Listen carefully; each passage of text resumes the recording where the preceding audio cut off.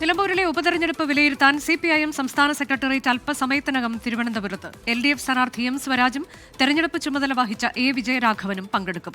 അടിയന്തരാവസ്ഥ കാലത്ത് RSSുമായി കൂട്ടുചേർന്നിട്ടുണ്ടെന്ന് സംസ്ഥാന സെക്രട്ടറി MV ഗോവിന്ദന്റെ പ്രതികരണവും രാജ്ഭവനിലെ ഭാരതാംബ വിവാദവും ചർച്ചയായേക്കും. സംസ്ഥാന സെക്രട്ടറി MV ഗോവിന്ദന്റെ പ്രതികരണം ചിലർ ദുർവ്യാഖ്യാനം ചെയ്തുവെന്ന് M സ്വരാജ് പറഞ്ഞു. അതെല്ലാം ഏതെങ്കിലും തരത്തിൽ വിവാദം ഉണ്ടാക്കാൻ ആഗ്രഹിക്കുന്നവർ നടത്തി നോക്കിയ ഒരു പരിശ്രമം അത്രയേ ഉള്ളൂ.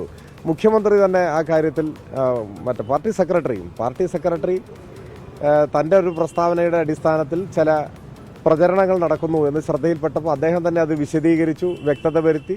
അതിനുശേഷം സാന്ദർഭികമായി മുഖ്യമന്ത്രി ആ ചരിത്ര പശ്ചാത്തലമെല്ലാം അർത്ഥശങ്കയ്ക്കിടയില്ലാത്ത വിധം വ്യക്തത വരുത്തിയിരിക്കുന്നു, കൃത്യത വരുത്തിയിരിക്കുന്നു. അതോടുകൂടി ദുർവ്യാഖ്യാനം ചെയ്യുന്നവർക്കും പ്രചരണം നടത്തുന്നവർക്കും അവർ നിസ്സഹായരായി പോകുന്ന സാഹചര്യമാണ് ഉണ്ടായത്. അതൊന്നും വേറെ ഏതെങ്കിലും തരത്തില്ല. ആർ ശ്രീജിത്ത് വിശദാംശങ്ങളുമായി. ശ്രീജിത്ത്, നിലമ്പൂർ ഉപതെരഞ്ഞെടുപ്പ് ചർച്ച ചെയ്യാനാണ് സെക്രട്ടേറിയറ്റ് ഇന്ന് യോഗം ചേരുന്നത്. യോഗം അല്പസമയത്തിനകം ആരംഭിക്കുമെന്നാണ് ഞാൻ കരുതുന്നത്. ഇതിലിപ്പോൾ സ്വരാജ് സ്ഥാനാർത്ഥി പറഞ്ഞതുപോലെ തന്നെയാണോ? പാർട്ടിയിൽ പൊതുവെ അങ്ങനെ ഒരു അഭിപ്രായം ഉയർന്നിട്ടുണ്ടോ? ഇതിൽ വ്യക്തത വരുത്തി കഴിഞ്ഞതാണ് MV ഗോവിന്ദനും ഒപ്പം തന്നെ മുഖ്യമന്ത്രിയും. ഇത് ദുർവ്യാഖ്യാനം ചെയ്തുകൊണ്ട് ചിലർ അവരുടെ നേട്ടത്തിനായി ഉപയോഗിക്കുകയാണ്, അതിനപ്പുറത്തേക്ക് ഇതിൽ കാര്യമില്ല എന്നുള്ള ഒരു നിലപാട് പാർട്ടിയിൽ ഉരുത്തിരിഞ്ഞു വന്നിട്ടുണ്ടോ? അത് ഏതെങ്കിലും തരത്തിൽ ഉപതെരഞ്ഞെടുപ്പ് ഫലത്തെ ബാധിക്കുമോ എന്നൊക്കെയുള്ളതിൽ എന്താണ് പൊതുവെയുള്ള നിലപാട്? അനുജ, വെള്ളിയാഴ്ചകൾ ചേരുന്ന പതിവ് സെക്രട്ടറി യോഗമാണ് ഇന്ന് CPIഎമ്മിൻ്റെതായി ഇവിടെ ചേരുന്നത്. രാവിലെ 10 മണിക്ക് ശേഷം ഇപ്പോൾ യോഗം ആരംഭിക്കും. മുഖ്യമന്ത്രി കൂടി യോഗത്തിൽ പങ്കെടുക്കാനായി എത്തുമെന്നാണ് പ്രതീക്ഷിക്കുന്നത്. അദ്ദേഹം ഇതുവരെ എത്തിയിട്ടില്ല. ഈ യോഗത്തിൻ്റെ പ്രധാന ചർച്ചാ വിഷയം നിലമ്പൂർ ഉപതെരഞ്ഞെടുപ്പിൻ്റെ ഒരു അവലോകനമാണ്.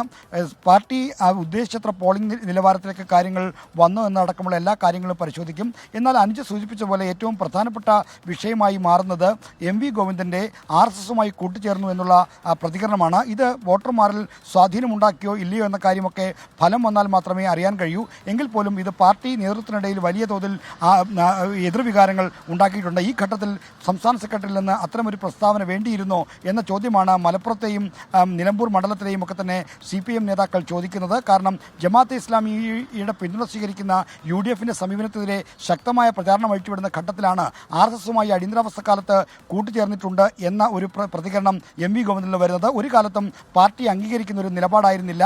ജനതാ പാർട്ടിയുമായിട്ട് തെരഞ്ഞെടുപ്പ് സഖ്യം മാത്രമേ ഉണ്ടായിരുന്നു എന്നുള്ളതാണ് CPIഎമ്മിൻ്റെ ഇതുവരെ സ്വീകരിച്ച നിലപാട്. അതിന് വിരുദ്ധമായൊരു പ്രതികരണം ആവർത്തിച്ച് MV ഗോവിന്ദനിൽ നിന്ന് വന്നത് പാർട്ടിക്ക് ക്ഷീണമുണ്ടാക്കി. പാർട്ടി ഇത്തരത്തിൽ ന്യൂനപക്ഷ വോട്ടർമാർക്കിടയിൽ തെറ്റായ പ്രചരണത്തിന് ഇടകൊടുത്തു എന്നൊക്കെയുള്ള വിലയിരുത്തലുണ്ട്. അത്തരം കാര്യങ്ങളൊക്കെ ഇന്നത്തെ ചർച്ചയിൽ വരാനുള്ള സാധ്യതയുണ്ട്. എന്നാൽ മുഖ്യമന്ത്രി അന്ന് വൈകുന്നേരം തന്നെ MV ഗോവിന്ദനെ പരസ്യമായി തിരുത്തിക്കൊണ്ട് രംഗത്ത് വന്നു.